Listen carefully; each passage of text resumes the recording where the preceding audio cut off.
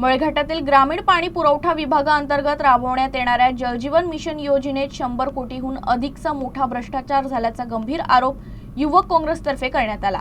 या प्रकरणाची केंद्रीय समितीमार्फत विशेष चौकशी करावी, अन्यथा राजकारण सोडण्याचा इशारा युवक काँग्रेसच्या जिल्हाध्यक्षांनी दिला आहे।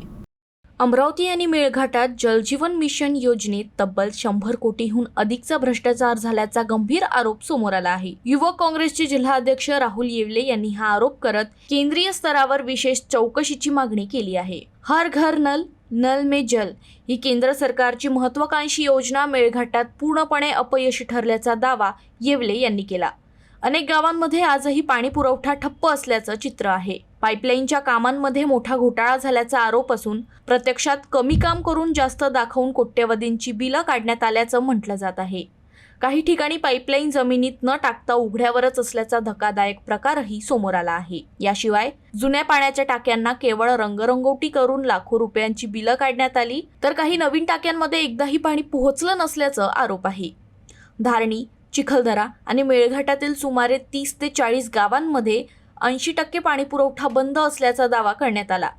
ठराविक कंत्राटदारांना कामं देऊन मोठ्या प्रमाणात गैरव्यवहार झाल्याचंही म्हटलं जात आहे। या संपूर्ण प्रकरणाची केंद्रीय समितीमार्फत सखोल चौकशी करावी आणि दोषींवर कडक कारवाई करावी, अन्यथा युवा काँग्रेसतर्फे तीव्र आंदोलन छेडण्याचा इशारा देण्यात आला आहे। पाणी पुरवठ्याचे जे काम झालेले आहे त्या टाकीमध्ये आजपर्यंत पाणी आलेलं नाही आहे।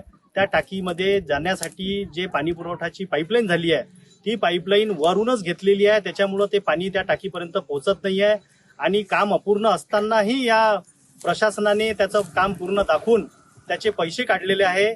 मेळघाटमध्ये आमचा दावा आहे की या पाणी पुरवठा विभाग जलजीवन मिशन योजनेअंतर्गत 100 कोटीच्या वर भ्रष्टाचार झालेला आहे। हा भ्रष्टाचार पूर्ण पुराव्यानिशी आम्ही उघड करणार आहोत आणि येणाऱ्या काळात लवकरच आम्ही पाणीच्या टाकीवर चढून शोले स्टाईल आंदोलन करणार आहोत। या 2-4-5 दिवसाच्या आतमध्ये जर या विभागाने त्याची दखल घेतली नाही, या संपूर्ण जलजीवन मिशन पाणी पुरवठ्याची चौकशी केली नाही, तर आम्ही खूप मोठ्या प्रमाणात युवक काँग्रेसच्या माध्यमातून तीव्र आंदोलन करणार आहोत।